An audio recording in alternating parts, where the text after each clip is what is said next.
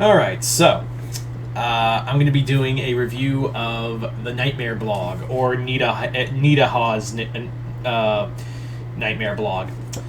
Yeah, so this is volume 2. If you guys don't remember, I did it. I did the review of volume 1 a while back.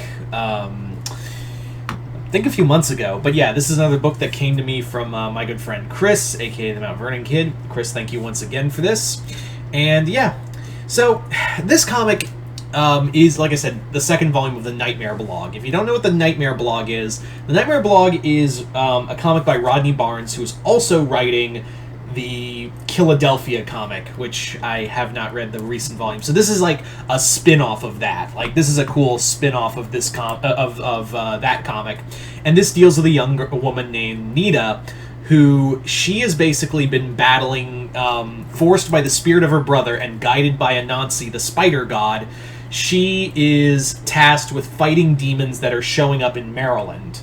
Whereas there are vampires in Philadelphia, we've got demons in Maryland. And if you are a Maryland native, you'll probably know a lot of this stuff. I'm not from Maryland, so I don't know. So I don't know if they got any of this right, but it's very clear that Barnes clearly has a understanding and a knowledge of the land. Like, he clearly has been to he's probably grew up in those areas. I would not be shocked. He also, if you want to know what Rodney Barnes has been a part of, he had done like the Wu-Tang Clan series on Starz, a few other shows. Also, this features artwork by a artist who I'm always enjoying to see, who I always enjoy to see, Jason Sean Alexander, who did a lot of work on Spawn, and he's actually really damn good as an artist, especially if you want to do like a horror aspect. I would really love to see I would really love to see Jason Sean Alexander do a Ghost Rider book or a Batman book. I would really love to see his take on like Ghost Rider or Man Thing or Swamp Thing, and do that. Like, I'd love to see him do like a horror character, or like I said, Batman, which Batman could be scary too. There's horror stories there. But yeah, I'd love to see him do more art for the big two. I don't think he has, honestly. I don't think he has.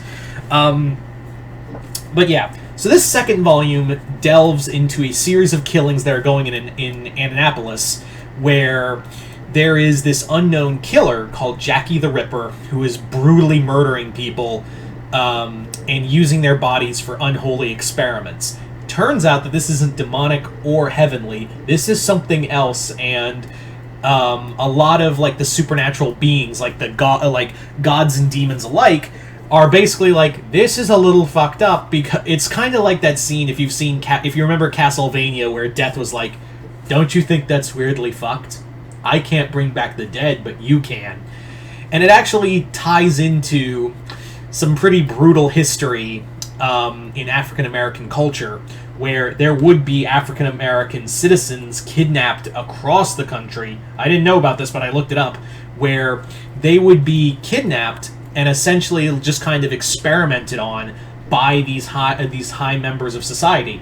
Wouldn't be shocked if there's a part of me that's like, I hope that's not a thing anymore, but like, yikes. Yikes. So, Jackie was a victim of that, and is now guided by Lucifer to use that kind of dark power to manipulate and alter events to bring about to help start the apocalypse. So, this comic is very each story arc does feel pretty self-contained. That's what I like, is that this just feels like season 2. It doesn't also feel like it's too heavy in the first volume. Like, it doesn't, like, you need to read this, and this. And sometimes it's really nice to have kind of formulaic story arcs. It never hurts to have a fun formulaic story arc to your comic. So I rather enjoyed that aspect. As for Nita, she is a lot of fun. Anansi is probably the best character in here. Anansi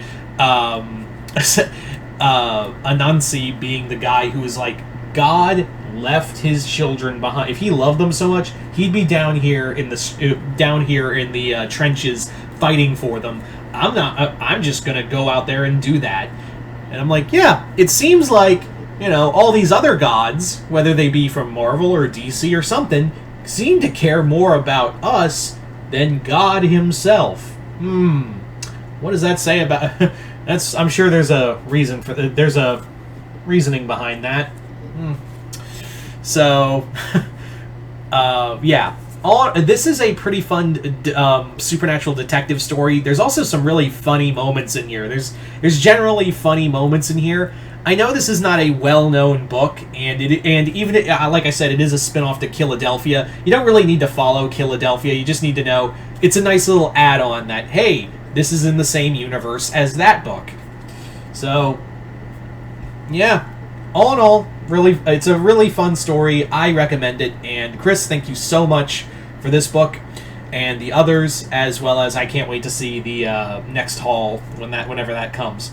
Anyway, so once again, hope you all enjoyed this review. Other than that, I'm Mr. Multiverse. I'll see you next time in Multiverse.